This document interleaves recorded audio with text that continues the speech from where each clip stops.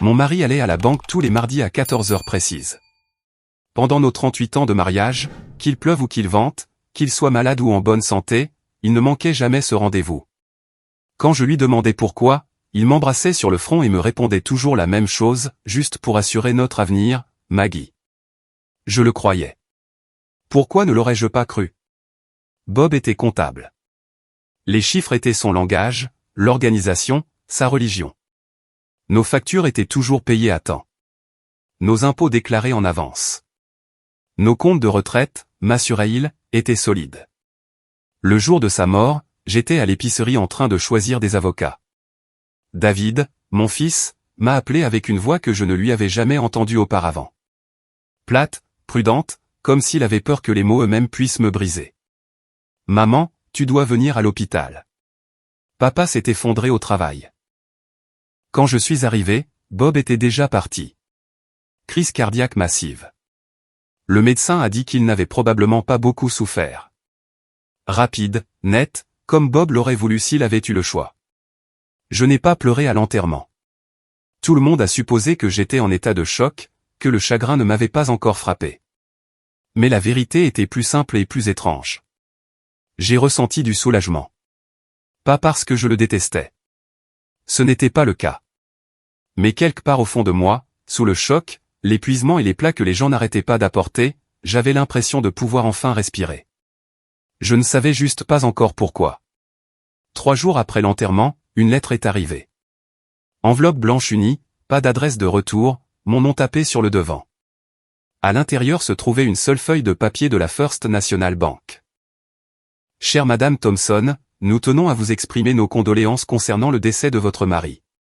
Conformément aux termes du contrat de location du coffre-fort, nous devons vous informer que vous êtes inscrite comme titulaire secondaire. Le coffre a été payé jusqu'à la fin de l'année. Veuillez nous contacter dès que possible pour organiser l'accès. Je l'ai lu 3 fois. Nous avions un coffre-fort. Bob ne l'avait jamais mentionné, pas une seule fois en 38 ans. J'ai appelé la banque cet après-midi-là.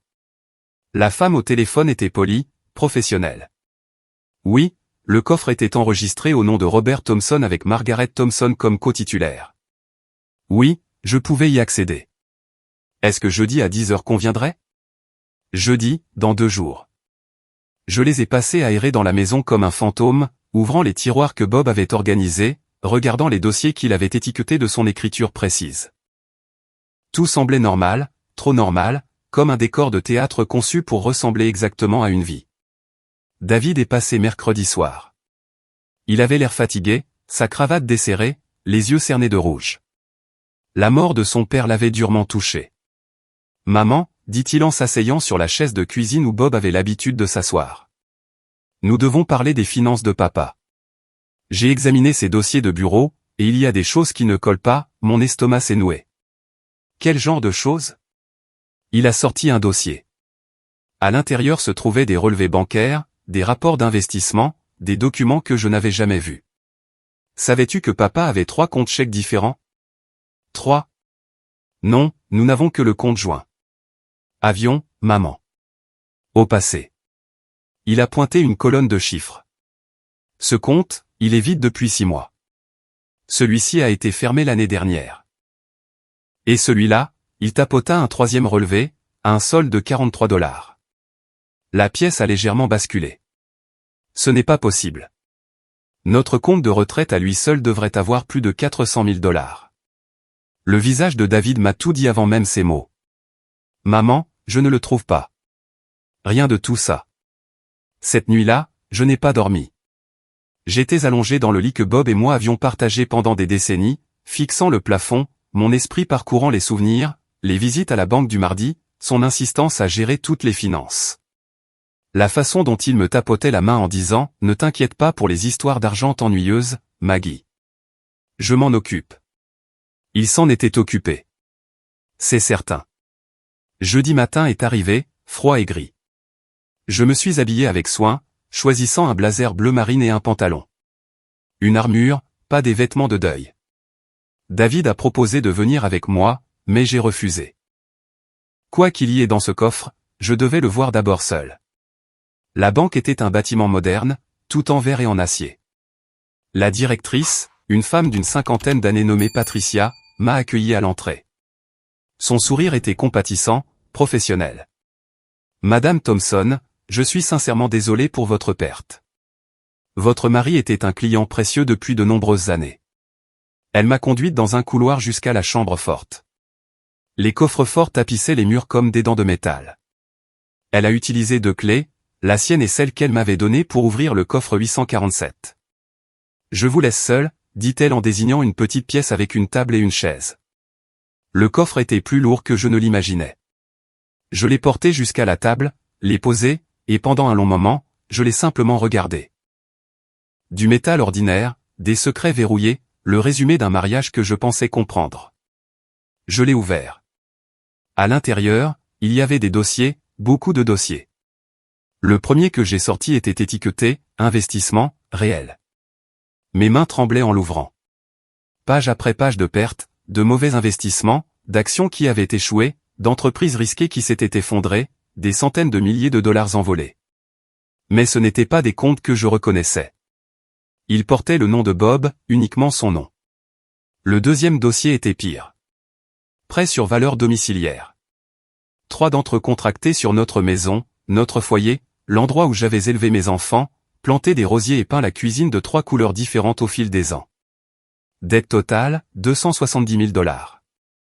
Je ne pouvais plus respirer. La pièce semblait trop petite. Les murs se rapprochaient. Le troisième dossier m'a presque brisé. Carte de crédit. Compte de Maggie. Sauf que je n'avais jamais ouvert ces comptes. Jamais vu ces cartes. Mais il y avait mon nom, mon numéro de sécurité sociale, ma signature falsifiée. 15 cartes différentes, tout au maximum. Solde total, 96 000 $. Il avait usurpé mon identité. Mon mari, l'homme qui m'avait tenu la main pendant l'accouchement, à l'enterrement de ma mère et au mariage de notre fille, avait commis une fraude en utilisant mon nom. Je suis resté assise là pendant un long moment, respirant simplement, inspirant, expirant, essayant de m'ancrer à quelque chose de réel. Au fond du coffre se trouvait une enveloppe, épaisse, de couleur crème, avec mon nom écrit de la main de Bob sur le devant. Je l'ai ouverte avec des mains fermes. Le chagrin, le choc, tout cela s'était consumé. Ce qui restait était quelque chose de plus froid, de plus clair. À l'intérieur, il y avait une lettre. Maggie, si tu lis ceci, je suis déjà parti. Et tu as trouvé le coffre. Je suis désolé. C'est insuffisant. Je sais, mais c'est tout ce que j'ai. Il y a 5 ans, j'ai fait un investissement dont j'étais sûr qu'il serait rentable. Ce ne fut pas le cas. J'ai essayé de réparer les choses. Chaque mardi, j'allais à la banque pour essayer de restructurer, de trouver une issue, mais je n'ai fait que nous enfoncer davantage. Les prêts immobiliers, les cartes de crédit à ton nom. Je l'ai fait pour gagner du temps. Je pensais pouvoir tout arranger avant que tu n'aies à le savoir. J'avais tort. Au moment où tu liras ceci, nous sommes probablement en faillite. La maison sera probablement saisie. Ton crédit est détruit. Je sais que tu me détesteras. Tu devrais. J'essayais de te protéger de mes erreurs, mais tout ce que j'ai fait, c'est te les faire payer. Je suis désolé. Je t'aime. Cette partie a toujours été réelle. Bob. J'ai plié la lettre, l'ai remise dans l'enveloppe et j'ai tout remis dans le coffre. Puis je suis sorti de cette pièce, le dos droit et la mâchoire serrée. Patricia attendait. Est-ce que tout va bien, Madame Thompson? Non, dis-je honnêtement. Mais ça ira. J'ai besoin de copies de tout ce qu'il y a dans ce coffre, et j'ai besoin du nom d'un bon avocat spécialisé en fraude financière. Ses yeux s'écarquillèrent légèrement, mais elle hocha la tête. Je ferai les copies moi-même. Et Madame Thompson, je suis vraiment désolé. Quand je suis rentré à la maison, la voiture de David était déjà dans l'allée. Il m'a accueilli à la porte, le visage crispé d'inquiétude. Maman, j'ai trouvé autre chose. La police d'assurance vie de papa. Ne me dis rien, dis-je en posant mon sac à main avec plus de force que nécessaire. Il n'y en a pas, il cligna des yeux. Comment le savais-tu? Parce que ton père a passé les 5 dernières années à détruire tout ce que nous avions construit, et apparemment, il a été très méticuleux. Je suis passé devant lui pour aller dans la cuisine, j'ai sorti les copies de la banque et les ai étalées sur la table. Assieds-toi. Nous avons du travail. David a tout lu, son visage passant du pâle au rouge, puis de nouveau au pâle. Quand il a terminé, il m'a regardé avec des larmes dans les yeux. Maman, c'est grave. C'est vraiment, vraiment grave. Je sais. La maison, ta retraite, ton crédit, tout est parti. Je sais. Comment peux-tu être si calme? Je me suis assise en face de lui, j'ai croisé les mains sur la table. Parce que la colère est inutile en ce moment. Ce dont j'ai besoin, c'est d'un plan. L'avocate s'appelait Jennifer Rodriguez. Patricia de la banque l'avait recommandé spécifiquement pour des cas comme le mien. Nous nous sommes rencontrés dans son bureau le lundi suivant, un espace lumineux avec des fenêtres donnant sur le centre-ville de Portland. Elle a écouté sans m'interrompre pendant que je lui expliquais tout. Le coffre-fort, les prêts, les cartes de crédit, les signatures falsifiées, la lettre de Bob. Quand j'ai eu fini, elle s'est adossée à son fauteuil. Madame Thompson, je vais être direct avec vous. C'est l'un des pires cas de violence financière conjugale que j'ai vu, et j'en ai vu beaucoup. Le mot flottait dans l'air. Violence. Votre mari a systématiquement détruit votre sécurité financière et l'a fait en votre nom. Ce n'est pas seulement de la mauvaise gestion. C'est de la fraude. C'est une usurpation d'identité. C'est un crime. Mais il est mort, dis-je. Que pouvons-nous faire? Nous pouvons prouver que vous n'étiez pas complice. Nous pouvons travailler avec les créanciers pour montrer que les signatures ont été falsifiées. Nous pouvons potentiellement sauver la maison en démontrant que les prêts étaient frauduleux, mais ce sera un combat. Combien de temps? 6 mois, peut-être 1 an. Et cela va coûter de l'argent que vous n'avez probablement pas. J'ai pensé aux $43 sur notre compte chèque, au fonds de retraite vide, à la pile de dettes à mon nom. Puis j'ai pensé à la lettre, à l'écriture soignée de Bob, à 38 ans de « Ne t'inquiète pas, Maggie. Je trouverai l'argent », dis-je. Dites-moi ce que nous devons faire.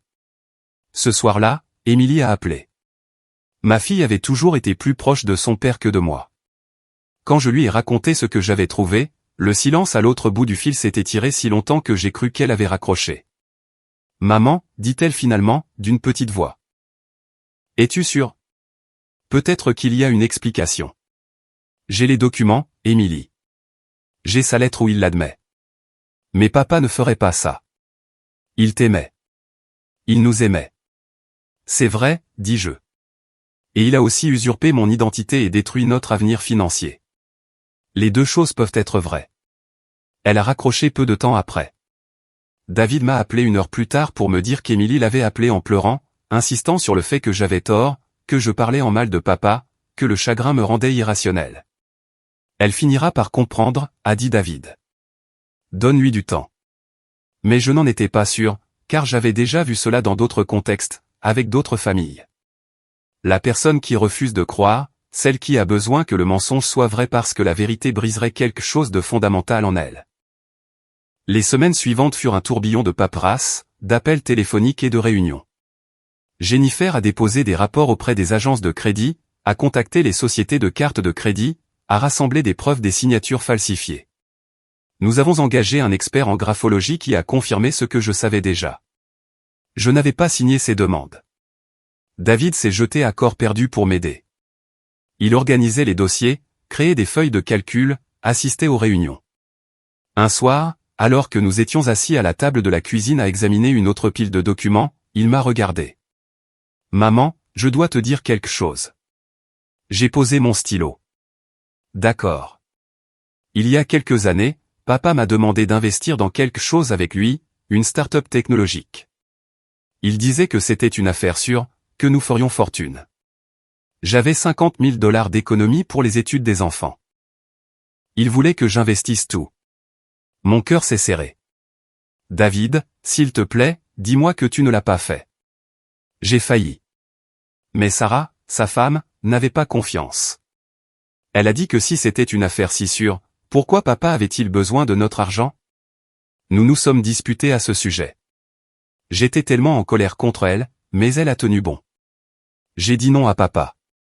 Il m'a regardé avec des yeux hantés. Je pense qu'il avait déjà des problèmes à l'époque. Je pense qu'il essayait d'utiliser mon argent pour réparer ses erreurs. Et si j'avais dit oui, nous aurions tout perdu, nous aussi. J'ai tendu la main sur la table et j'ai pris la sienne. Mais tu ne l'as pas fait. Sarah t'a sauvé. C'est ce qui compte. Penses-tu qu'il aurait continué, à prendre aux autres? J'ai pensé à la lettre, aux mots de Bob. Je pense qu'il se noyait. Et les gens qui se noient s'accrochent à tout ce qu'ils peuvent atteindre, même si cela entraîne quelqu'un d'autre avec eux. 3 mois après la mort de Bob, nous avons une autre première victoire. 2 des sociétés de cartes de crédit ont convenu que les signatures étaient falsifiées et ont retiré la dette de mon rapport de crédit. Ce n'était pas grand-chose, mais c'était quelque chose, la preuve que la vérité pouvait gagner, même lentement. Émilie ne me parlait toujours pas. Elle avait envoyé un court email disant qu'elle avait besoin d'espace, qu'elle ne supportait pas la façon dont je détruisais la mémoire de papa. David disait qu'elle finirait par revenir, mais je n'en étais pas convaincu. Certains ponts, une fois brûlés, le reste. L'avocat des prêts sur valeur domiciliaire était plus difficile à combattre. Ils ont fait valoir qu'en tant qu'épouse de Bob, j'avais bénéficié de l'argent, même si je n'avais pas signé les papiers. Jennifer a répliqué que je pouvais prouver que je n'avais jamais vu les fonds. Ils étaient allés sur des comptes uniquement au nom de Bob, dépensés dans des investissements qui avaient échoué avant même que je sache qu'ils existaient. Nous allons devoir aller au tribunal, a déclaré Jennifer lors d'une de nos réunions. Un juge devra décider si vous êtes responsable d'une dette créée par fraude, même si vous étiez marié à la personne qui l'a commise. Gagnerons-nous? Elle a hésité, et j'ai apprécié son honnêteté. Je le pense, mais je ne peux pas le garantir. C'est un territoire juridique compliqué. La date du procès a été fixée à la fin novembre, 6 mois après la mort de Bob. Dans les semaines qui ont précédé, j'ai fait quelque chose que je n'avais pas fait depuis des années. J'ai cherché un emploi. À 64 ans, je n'étais pas exactement une perle rare. J'avais été mère au foyer pendant la majeure partie de ma vie d'adulte, reprenant un travail à temps partiel comme bibliothécaire une fois les enfants grands. J'avais pris ma retraite il y a 3 ans, impatiente de voyager, de voir mes petits-enfants et de profiter des années tranquilles que j'avais méritées. Au lieu de cela, je postulais à des postes dans des librairies et des cafés, partout où l'on voudrait bien embaucher quelqu'un qui devait repartir de zéro. Une petite librairie indépendante du centre-ville m'a convoqué pour un entretien. La propriétaire, une femme nommée Ruth, avait probablement 70 ans, les cheveux argentés et des yeux vifs derrière des lunettes à monture rouge. Alors, dit-elle en examinant mon CV succinct. Vous avez travaillé comme bibliothécaire. Vous êtes marié depuis près de 4 décennies, et maintenant vous cherchez du travail. Puis-je vous demander pourquoi? J'aurais pu mentir. Inventer quelque chose sur l'ennui ou l'envie de rester active, mais j'en avais assez des mensonges, même des gentils. Mon mari est décédé il y a 6 mois. Je viens de découvrir qu'il a usurpé mon identité et détruit nos finances. J'ai besoin d'un travail parce que j'essaie d'éviter de perdre ma maison. Ruth a posé le CV et m'a regardé pendant un long moment. Puis elle a souri. Quand pouvez-vous commencer? Je travaillais à la librairie de Ruth 3 jours par semaine.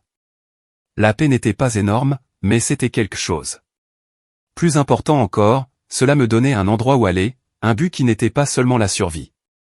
J'aimais recommander des livres aux clients, organiser les étagères, me sentir utile. Ruth et moi sommes devenus amis. Un après-midi calme, elle m'a parlé de son propre mariage, qui s'était terminé par un divorce il y a 30 ans. Il n'était pas malhonnête avec l'argent, dit-elle en réapprovisionnant la section des romans policiers. Il était simplement malhonnête sur tout le reste. D'autres femmes, d'autres vies, d'autres versions de lui-même. Quand je l'ai finalement quitté, tout le monde m'a dit que je surréagissais, que tous les mariages avaient des problèmes, que je devais faire plus d'efforts. Elle m'a regardé. Mais vous savez ce que j'ai appris? Les gens qui vous disent de faire plus d'efforts sont généralement ceux qui n'ont jamais eu à en faire du tout. L'audience au tribunal a eu lieu un jeudi, froid et humide, avec une menace de pluie. David est venu avec moi. Émilie non. Elle avait envoyé un texto la veille au soir. Je ne peux pas te regarder faire ça au nom de papa. Je suis désolé. J'avais répondu. Je comprends. Je t'aime. Elle n'avait pas répondu. La salle d'audience était plus petite que ce que j'imaginais d'après les séries télévisées. Le juge, un homme d'une 60aine d'années nommé Harrison, a écouté les 2 parties présenter leurs arguments. L'avocat de la banque a soutenu que j'étais l'épouse de Bob, que j'avais vécu dans la maison, que j'avais bénéficié du mariage, même si je n'avais pas directement bénéficié des prêts. Jennifer s'est levée et, d'une voix calme et claire, a détruit cet argument pièce par pièce. Elle a montré les signatures falsifiées, le témoignage de l'expert, les comptes séparés, le schéma de tromperie. Elle a montré la lettre de Bob, son propre aveu de fraude. Puis elle m'a appelé à la barre. « Madame Thompson, dit-elle, quand avez-vous appris l'existence de ces prêts pour la première fois ? » « Quand j'ai ouvert le coffre-fort après la mort de mon mari. » « En 38 ans de mariage, votre mari a-t-il déjà discuté de la possibilité de contracter des prêts sur valeur domiciliaire sur votre maison ? » « Jamais. » « Avez-vous reçu une partie de l'argent de ces prêts ? » ?»« Non. » « Il est allé sur des comptes dont j'ignorais l'existence. » « Avez-vous signé les demandes de prêt ? » ?»« Non, je ne l'ai pas fait. » L'avocat de la banque s'est levé pour le contre-interrogatoire. Il était jeune, probablement dans la trentaine, et il avait l'agressivité polie de quelqu'un qui n'avait jamais vraiment rien perdu. « Madame Thompson, n'est-il pas vrai que vous faisiez confiance à votre mari pour les finances ? » ?»« Oui. »« Donc, vous avez choisi de ne pas vous impliquer dans les décisions financières ? » J'ai croisé son regard. Je lui faisais confiance. Ce n'est pas la même chose que de choisir d'être victime d'une fraude. Mais vous avez bénéficié du mariage. Vous avez vécu dans la maison sur laquelle ces prêts ont été contractés. J'ai vécu dans ma maison. Oui. Celle que mon mari et moi avons achetée ensemble il y a 40 ans. Celle qu'il a mise en danger à mon insu et sans mon consentement. Vous vous attendez à ce que nous croyions qu'en 38 ans, vous n'avez jamais rien soupçonné ? C'était la question, n'est-ce pas ? Celle que je me posais depuis 6 mois. J'ai pris une profonde inspiration. Mon mari était comptable. Il était doué avec les chiffres, organisé, digne de confiance. Du moins, c'est ce que je pensais. Il a caché ses erreurs derrière la compétence, derrière ma confiance, derrière 38 ans où je croyais que l'amour signifiait ne pas questionner, ne pas douter, ne pas regarder de trop près les choses dont il me disait de ne pas m'inquiéter. J'ai fait une pause.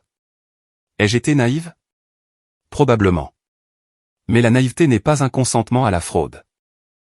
Le juge a ordonné une suspension de séance. Nous avons attendu dans le couloir. David faisant les 100 pas, Jennifer consultant son téléphone. Moi, assise parfaitement immobile sur un banc en bois. « Tu as été formidable, maman, » a dit David. J'ai hoché la tête. Mais je ne pensais pas à mon témoignage. Je pensais à Emily, à la fille qui ne pouvait pas accepter ce que son père avait fait, qui avait plus besoin du mensonge que de la vérité. Après 1 heure, on nous a rappelés à l'intérieur. Le juge a regardé les 2 avocats, puis moi. J'ai examiné toutes les preuves, a-t-il dit. Les signatures falsifiées, le témoignage de l'expert, l'aveu écrit de l'accusé lui-même. Bien que je comprenne la position de la banque concernant le bénéfice conjugal, je ne peux ignorer les preuves claires de fraude commises à l'insu et sans le consentement de Madame Thompson. Je statue en faveur de la défenderesse. Les prêts sont nuls. Les privilèges sur la propriété sont levés. David m'a attrapé la main. Jennifer a souri. Et j'ai senti quelque chose qui était resté crispé dans ma poitrine pendant 6 mois se relâcher enfin. Nous avions gagné. Mais en sortant de ce palais de justice, je ne me sentais pas triomphante. Je me sentais fatigué. Fatigué, plus âgé et étrangement vide, car qu'avais-je vraiment gagné ? Ma maison, oui. Mon nom lavé, oui. Mais j'avais aussi perdu un mariage que je pensais comprendre. Un partenaire que je pensais connaître. Et peut-être une fille qui ne pouvait pas me pardonner d'avoir dit la vérité. Ce soir-là, Emily a appelé. J'ai failli ne pas répondre, mais quelque chose m'a poussé à décrocher. Maman. Sa voix était épaisse, comme si elle avait pleuré. Je dois te dire quelque chose. D'accord. Après l'audience aujourd'hui, je suis allé à la banque. J'ai demandé à voir les dossiers de papa, ce que tu as montré à l'avocate. Je voulais te prouver que tu avais tort. Elle a pris une respiration tremblante. Mais tu n'avais pas tort. Tout était là. Tout ce que tu as dit. Et il y avait plus. Plus ? Il avait aussi une carte de crédit à mon nom. Je ne l'ai jamais ouverte. Jamais vue. Mais elle est là. 23 000 $. Mon crédit est ruiné. Et je n'ai jamais rien su. Oh, Bob. Même d'outre-tombe. Ses secrets continuaient de se déverser. Émilie, je suis tellement désolé. J'aurais dû te croire. J'aurais dû t'écouter. C'est juste que... Je ne pouvais pas imaginer papa faire ça. C'était mon père. Il m'a appris à faire du vélo, m'a aidé avec mes devoirs de maths et m'a conduite à l'hôtel. Comment cette personne pouvait-elle aussi être cette personne? Les deux personnes étaient réelles, dis-je doucement. Le bon père est l'homme qui a fait des choix terribles. Les gens ne sont pas qu'une seule chose. Elle est restée silencieuse un moment. Puis-je passer? Bien sûr, quand tu veux. 1 heure plus tard, ma fille était assise à la table de ma cuisine, je nous ai fait du thé et nous avons parlé, vraiment parlé, de son père, de la dette, de la façon dont l'amour et la trahison peuvent coexister dans la même personne. Comment parfois les personnes en qui nous avons le plus confiance sont celles qui nous blessent le plus profondément. Non pas parce qu'elles sont des monstres, mais parce qu'elles sont humaines, imparfaites et désespérées. Jennifer a aidé Émilie à déposer les mêmes plaintes pour fraude que moi. David nous a toutes rassemblées. Nous trois, assises dans mon salon, à examiner des documents, à faire des plans, à reconstruire. On va s'en sortir, a dit David. Et je l'ai cru. Non pas parce que ce serait facile, mais parce que nous disions enfin la vérité, que nous voyions enfin clair, que nous ne prétendions plus que le silence signifiait la paix. La librairie est devenue mon sanctuaire. Ruth m'a appris à gérer une petite entreprise, l'inventaire, les commandes et la satisfaction tranquille de trouver le bon livre pour le bon lecteur. Un jour, une femme est entrée, l'air perdu. « Puis-je vous aider ?» ai-je demandé. Elle a hésité, puis a dit « Avez-vous quelque chose sur la violence financière dans le mariage ?» Je l'ai conduite à la section de développement personnel, j'ai sorti 3 livres, puis, sur une impulsion, j'ai dit « J'ai de l'expérience dans ce domaine. Si vous voulez en parler. » Nous avons parlé pendant 1 heure. Son histoire était différente de la mienne, mais le schéma était le même. Le contrôle déguisé en soin. L'isolement déguisé en protection. La manipulation déguisée en amour. En partant, elle m'a serré dans ses bras. Merci de m'avoir cru. Après son départ, Ruth m'a regardé. Tu es doué pour ça. Pourquoi? Écoutez. Croire, ne pas juger. J'ai pensé à la réaction initiale d'Émilie, aux amis qui s'étaient éloignés quand j'ai commencé à parler de la fraude de Bob, mal à l'aise avec le désordre de la situation. Je sais ce que c'est que de ne pas être cru, dis-je simplement. Au cours des mois suivants, d'autres femmes sont venues à la librairie. Le mot s'était somméo répandu qu'il y avait quelqu'un là-bas qui comprenait, qui était passé par là, qui pouvait les orienter vers des ressources, des avocats et la vérité qu'elle n'était pas folle. Qu'elle n'imaginait rien. Qu'elle n'était pas seule. Ruth et moi avons créé un petit groupe de soutien qui se réunissait 1 fois par mois dans l'arrière-salle de la librairie. Juste un cercle de chaises, du café et des femmes qui racontaient leurs histoires. Violence financière, violence psychologique, celle, silencieuse, qui ne laisse pas de bleu mais vous laisse vide. J'ai partagé mon histoire lors de la première réunion. Tout. Les visites à la banque du mardi, le coffre-fort, les signatures falsifiées, la bataille judiciaire, la fille qui, au début, ne me croyait pas. La reconstruction d'une vie que je pensais avoir comprise. Comment êtes-vous restée forte, a demandé quelqu'un. Je ne le suis pas restée, dis-je honnêtement. J'ai pleuré. J'étais en colère. J'étais terrifié. Mais j'ai continué à avancer quand même, parce que l'alternative était d'abandonner, et j'avais passé trop d'années à laisser quelqu'un d'autre faire mes choix. Le groupe s'est agrandi. 10 femmes, puis 15, puis 20. Nous partagions des ressources, des numéros de téléphone d'avocats, des conseils pour reconstruire son crédit, des stratégies pour faire face aux membres de la famille qui ne comprenaient pas. Un soir, après une réunion particulièrement réussie, Ruth et moi étions assises dans la librairie vide, buvant du vin dans des gobelets en carton. « Tu sais ce que tu fais, n'est-ce pas ?» dit-elle. « Tu diriges un groupe de soutien, tu construis un héritage. Bob a essayé de te détruire, de te laisser sans rien. Au lieu de cela, tu aides d'autres femmes à éviter le même sort. Tu prends ce qui t'a fait mal et tu l'utilises pour aider les autres. » Elle a levé son gobelet. Ce n'est pas seulement de la survie. C'est une transformation. J'ai pensé à ce mot, transformation. J'avais dépensé tellement d'énergie à essayer de redevenir celle que j'étais avant, à essayer de récupérer la vie que Bob avait volée. Mais peut-être que ce n'était pas le but. Peut-être que le but était de devenir quelqu'un de nouveau, quelqu'un forgé dans le feu de la trahison, de la perte et du dur labeur de la reconstruction. 1 an après la mort de Bob, je me tenais dans la librairie lors de la réunion d'anniversaire de notre groupe de soutien. 23 femmes en cercle. Certaines que je connaissais bien, d'autres nouvelles. Toutes liées par le fil commun d'avoir fait confiance à quelqu'un qui a brisé cette confiance. Quand mon mari est mort, dis-je, j'ai cru que ma vie était finie. D'une certaine manière, elle l'était.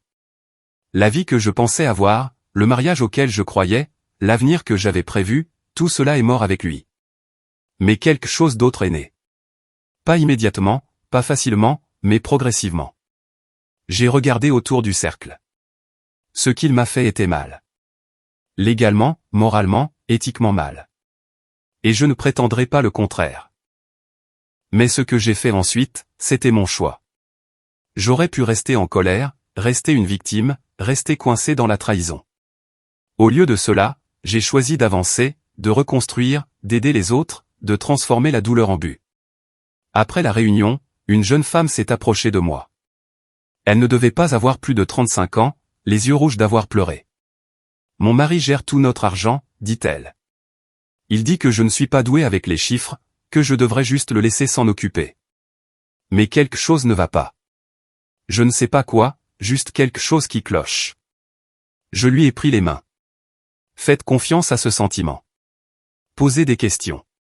Regardez les comptes. Ne laissez personne, pas même quelqu'un que vous aimez, vous tenir dans l'ignorance de votre propre vie financière. Elle a hoché la tête, pleurant plus fort. Et si j'ai tort? Et si je suis juste paranoïaque? Alors vous aurez l'air idiote pendant 5 minutes, puis vous passerez à autre chose, certaine de savoir que vous vous protégiez. Mais si vous avez raison, et que vous ne regardez pas, j'ai serré ses mains, vous pourriez tout perdre. Elle est revenue le mois suivant, document en main.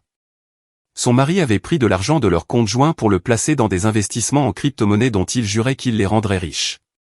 Il avait perdu 80 000 $. Elle avait demandé le divorce la veille. Je suis terrifié, m'a-t-elle dit.